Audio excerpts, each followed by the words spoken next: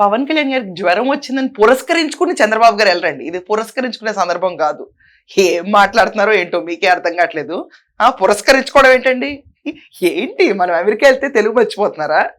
ఇది పక్కన పెడితే రాజకీయాల్లో పెనుమార్పు జరిగిపోయింది. పవన్ కళ్యాణ్ గారికి, కూటమి ప్రభుత్వంలో ఉన్న ఆయనకి, దాని తర్వాత చంద్రబాబు నాయుడు గారికి, ఎల్లో మీడియాకి దుష్ప్రచారమా కనిపించిన ప్రతి ఒక్కడికి ఆ రోజు అర్థమైంది. జగన్మోహన్ రెడ్డి గారు పర్మనెంట్ గా కూర్చుని అస్సలు మనిషి కళల్లోకి చూడకుండా అహంభావితంగా ఒక లెజెండ్ ఇండస్ట్రీ నుంచి వస్తే కనీసం ఆయన నమస్కారం పెట్టి రిక్వెస్ట్ చేసి హెల్ప్ అడుగుతుంటే దాని గురించి పట్టించుకోకుండా కూర్చుంటే ఏంటది సన్మానించారా? మీ దృష్టిలో సన్మానం అంటే ఇదా? చెప్పాలి కదా. వైసీపీలో సన్మానాలు అంటే ఇలా ఉంటాయి. మేము ఎంక చూడం, మేము మీకు షాల్వా కప్పం, మీరు నమస్కారం పెట్టాం, మేము నమస్కారం పెట్టాం, ఇది మా సన్మానం చెప్పుండాల్సింది. ఫ్యాన్స్ అందరూ అదే అనుకున్నారు. అప్పుడు మరి చెప్పుండాల్సింది మా ఫిలాసఫీ ఇదని చెప్పి. ఆయన నేను ఇంకో మాట అంటాను, చిరంజీవి గారు రాజకీయాల నుంచి దూరం అయ్యారు.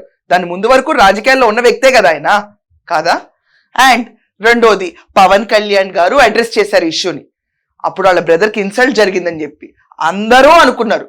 నీకు తెలీదా అంబటి అది ఇన్సల్ట్ అని?